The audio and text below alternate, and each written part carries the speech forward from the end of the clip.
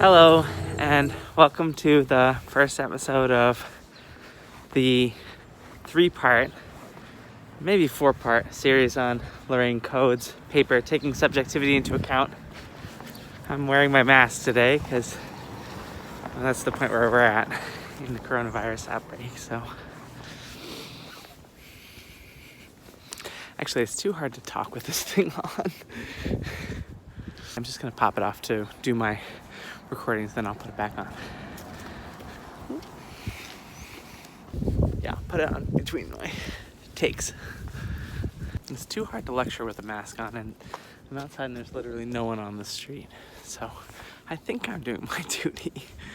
I do want to contribute to destigmatizing the mask and, following public ordinances and everything. Okay, so Code's paper represents the beginning of the 4th unit for us, the 4th and final unit, which turns to away from. So we've been investigating what I call abstract or classical epistemology. This 4th and final unit looks at social epistemology, socially engaged epistemology, and so the hallmarks of this field is developed primarily by feminist epistemologists, critical race epistemologists, intersectional epistemologists. And the aim is to take social relationships, social identities, the sort of aspect of epistemology that involves people talking to each other, trusting each other, not trusting each other, having political divisions. All of these things are wrapped up into social epistemology. And it's different from abstract epistemology. You can notice right off the bat when we're talking about Pryor and Russell and Descartes, politics doesn't really come into it. Social identity doesn't really come into it. So it's different in that way.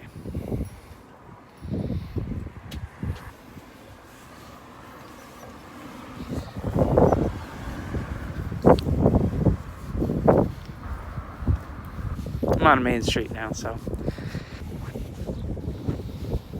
So Code's paper is an early example of this discipline. It's one of the classics and helped to start the field of feminist epistemology. And the focus, so she has 3 things that she does in the video. 3 things she does in the paper that we're going to cover in the videos. The first is that she wants to identify a problem with classical or abstract epistemology. The second is diagnose the source of the problem. And the third is propose a solution, propose a better way of doing epistemology. So that's the plan. We're going to cover those 3 things. The problem she identifies is roughly that the subject of epistemology is too narrow in the classical domain. And that might be sort of surprising because the classical domain, as I said in the very first video of this series of online videos, the classical domain is all knowledge by any possible subject. So you could wonder, how could that be too narrow? It's supposed to be covering everything. But so the answer is that while it in sort of principle is supposed to cover everything, Code's complaint is that it actually doesn't, and that there are reasons why it leaves people and things that are important out of epistemology. Okay. So specifically, it leaves out some of the stuff I just mentioned. It leaves out features of people's identities, social identities, their gender, their race, class. It doesn't address the relevance of politics to knowing, these kind of things. So that's roughly the problem. It's too narrow. And roughly speaking, the narrowness stems from the attempt to be abstract, where abstraction in this case means abstracting away from the sort of contingent features of your identity. So the idea behind abstract epistemology is like, in the most general sense, we should think about what is relevant for knowledge for any human being or any rational being whatsoever, even aliens or angels or whatever. So in doing that, we should not be theorizing specifically about how someone's gender might impact what they can know or how they know things. If you're going to give a universal theory, then it can't be a theory for a particular gender or for a particular person of a particular racialized community, or of a person of a particular era in history or culture. Part of what abstract epistemology is trying to do is get away from cultural relativism about knowledge, for example. So it doesn't want to postulate the relevance of culture. It's supposed to be giving us conditions that transcend culture, that tell us what is required in general. So Code is trying to walk back that tradition and say, actually, what we ignore when we do that abstract kind of epistemology is actually important. And by ignoring it, we're coming up with a distorted theory of knowledge. So when she says that the traditional epistemologist has proceeded by excluding others from the status of being rational agents, what that's about is saying that, well, first of all, the type of person who is theorizing about knowledge in the traditional Western philosophy canon are rich white men from Europe, and then later from the United States. But the tradition comes from a certain particular social location. Affluent in part because, you had to have some free time on your hands to be doing philosophy. You had to have some, means in the world, because philosophy is not a very well-paying field, at least traditionally. So then the question is, like, what's the relevance of this? I mean, the defender of classical epistemology is going to say it doesn't matter what your class background, your race, or your culture is. If you can get at the roots of knowledge, you sort of get to the necessary and sufficient conditions for all knowers, it's not going to matter. I mean, the question of skepticism, for example, that doesn't pertain to just only people of a certain social identity. So Code recognizes, and she says, I'm not saying that there's no value in doing those kind of projects, but what I'm saying is, and I'm speaking as Code, is that the significance of the achievement of solving one of those problems, one of the big problems of classical epistemology, like the problem of external world skepticism or something, is not the end-all be-all of epistemology, and it doesn't really tell us as much as we might have thought. So the feminist epistemologist thinks, okay, yeah, those problems it's not like they're not interesting, but they're directing our attention away from a bunch of really important questions about the intersection of social features and epistemological concerns.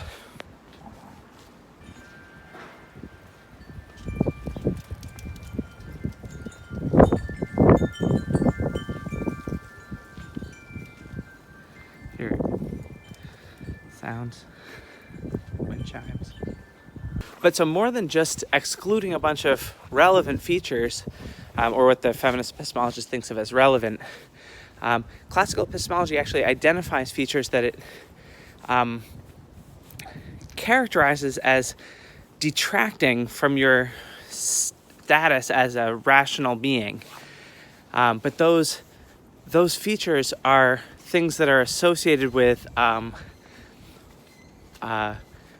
classes of people that are seen ideologically as less rational than upper class white men.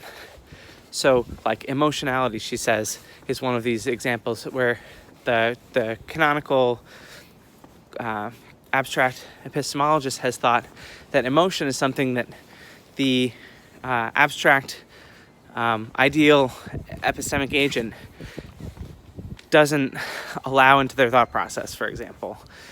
And she says emotionality has been associated with women, and so it's a way of it sort of functions to lower the status of women as knowers, as epistemic agents.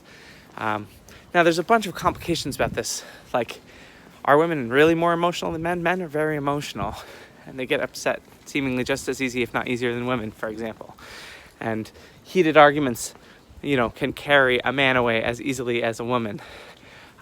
So I don't think that she's claiming, for example, that we should incorporate emotionality into epistemology because women are more emotional than men, and ignoring emotionality means ignoring women's way of knowing. It's more like the fact that emotionality has been associated with women and thereby devalued as irrational, as women have also traditionally been devalued as irrational compared to men, is part of this collective problem, this problem with abstract epistemology, that it has sort of warped the theory of knowledge around these prejudices. So emotionality is important for all knowers, the idea is, and a feminist epistemology will allow us to see that, because the sort of traditional patriarchal epistemology has been so hostile to emotion as a barrier to knowledge.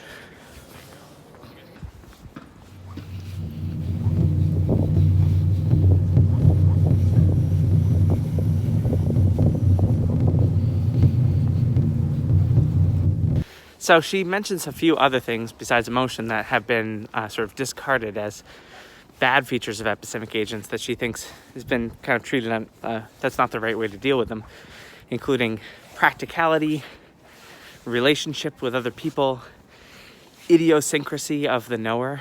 So like being idiosyncratic is not seen as a good main feature in classical epistemology, because the best it could do is idiosyncratically move you away from the ideal. If everyone was ideal, everyone would be the same. So the best possible epistemic agents, best possible observers and thinkers are all basically exactly identical when it comes to their thought processes. She's saying that's not necessarily how we should think about it. I mean, idiosyncrasy could really matter. Could be a good thing, in other words. Could make you a better agent of knowledge. And the idea that relationships are not important, I mean, that's crucial. And that's something that I've been harping on since we talked about Descartes. I mean, if you're Descartes, you don't even really believe that, foundationally speaking, you don't believe in the existence of other people. You have to build up to that. So relationships only come in relatively late in the process. And I mentioned earlier, that's pretty unnatural if you think about how people actually learn stuff. They learn from other people all the time. That's like the fundamental source. So one of the main things that she wants to say is that we should be focusing more on relationships to understand how knowledge works. And the paradigm case of a knower is somebody who's in relationships with other people in their communities, not an isolated mind inside of their own, inner mental world.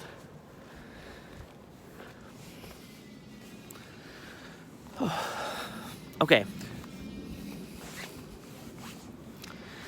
So lastly, a rough approximation of the question: where does it come from? Where does this narrowness of epistemology come from? Why is it that this stuff is built into the classical epistemology? Code's answer is that the people, like I said, the people who have been doing this traditionally and who have established the canon that everyone else responds to for hundreds of years are white men, upper-class white men, and her idea is that their ideas about how knowledge works have encoded their own subjectivity, their own subjective perspective on rationality and knowledge, but they don't notice it. They treat it as if it's universal. So they act as if their circumstances are the fundamental universal human condition, and then anybody who's not like them is deviant or doesn't meet the ideal standards in the right way. Now, again, this has to be qualified by saying it's not like these guys were not emotional or didn't have relationships with people. So it's not exactly that they're just generalizing their own isolated conditions or something like that into the epistemology. But it's got to be something a little bit more subtle and sophisticated, something like What they thought was important is not necessarily what everyone thinks is important. So their emphasis reflects something about their social situation, or that's the feminist perspective, or Code's version of the feminist perspective on it. So the fact that abstract epistemology has the characteristics that it does, according to Code, the hypothesis is that that stuff flows from the fact that the creators didn't recognize that their own social situatedness, or that their own identity or their own subjectivity was influencing the way that they thought of objectivity. So they give a theory of objectivity, objective knowledge, and it's really a reflection. It secretly encodes all their biases, but they pretend they're not biases. They pretend that those are just the universal, unaffected, abstract truth about all knowers. So when it comes to trying to say what we should be doing in order to do better, Code says that she has two goals, and then we'll get to that in the last lecture, get back to this theme. But the two goals are, first, that the situation of the subject of knowledge, their subjectivity, is at least as important as the thing known, or the proposition that they're knowing. So she says that classical epistemologists have paid a lot of attention to the the justification and the truth surrounding propositions in the abstract, but have paid relatively little attention to the subject, the knower, and how their idiosyncratic features could impact the theory of knowledge. So that's one. And the second thing is, she says, is that epistemology has to merge with moral and political inquiry and acknowledge the fact that, so-called fact, according to Code, that all knowledge, or claims to knowledge, or even claims to truth, are, claims about what is a fact, all of these things are value laden, and your appreciation of them depends on moral, political, social identity features of your life. So in that sense, she thinks there's no direct way or easy path to state, or maybe no path at all, to stating what is objectively true, or what is objectively known, or what is objectively rational or objectively justified. Every view about those things is going to implicate your politics and your ethics, and your sense of reality that's conditioned by your culture, or your social identity, gender, race, things like that. Now, I think it's obvious, but it'll hopefully become more obvious, and this is something that comes out a lot of times more in class discussion. I'm going to try to emphasize it now without interacting, but try. That, where we're at right now as a society, as a global society, as a local society, there's a lot of political divisions about, what is true, what's an alternate fact, what's fake news, and all that kind of stuff. And so I think from a certain perspective, the social epistemology, feminist epistemology, these themes and concepts are hyper relevant for political life, social political life in contemporary societies. At the same time, I want to acknowledge that a lot of people have blamed the sort of socially situated subjectivity,